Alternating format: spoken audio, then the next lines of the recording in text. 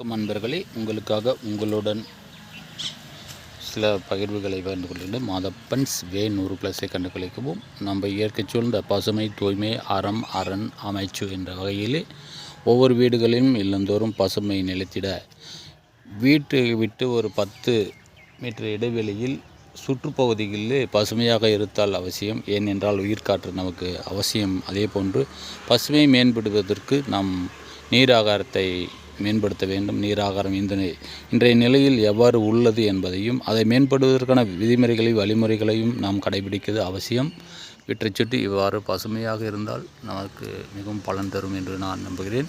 அதே வகையிலே பூச்செடிகளும் பழச்செடிகளும் வைத்தால் மிகவும் மகிழ்ச்சியாகவும் இருக்கும். பூச்செடிகளிலே இவ்வாறு செம்பருத்தி போன்ற மலர்களையும்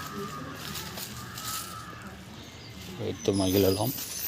அதே போன்று பழச்செடிகளில் வைத்தால் டிராகன் இப்போது ஒன்று பழுத்திருக்கிறது, உங்களுக்கு தெரியும் என்று நினைக்கிறேன்.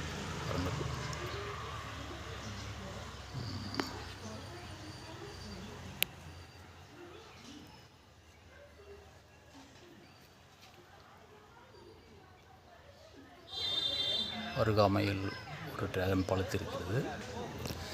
இவர் சில இல்லத்தின் அருகில் மகிழ்ச்சியாக இருப்பதற்கு நாம் வழிவகுத்திருக்கிறோம். இருந்தும் நீராகாரத்தின் குறைகளால் சிலகளை மேம்படுத்துவதற்கு குறைபாடுகள் ஏற்பட்டிருக்கிறது. இதை நிவர்த்தி செய்வோம். நன்றி. மேலும் உங்களுடன் இவ்வாறு கீரை வகைகள் மூலிகைகள் சில செடிகளையும் வளர்த்து வருகிறோம்.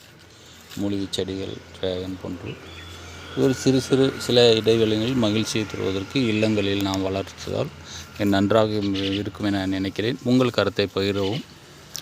நன்றி. உங்களுடன் இன்றைய நாள் இனிய நாளாக அமையட்டும். பார்த்தமைக்கு நன்றி. வணக்கம். நன்றி.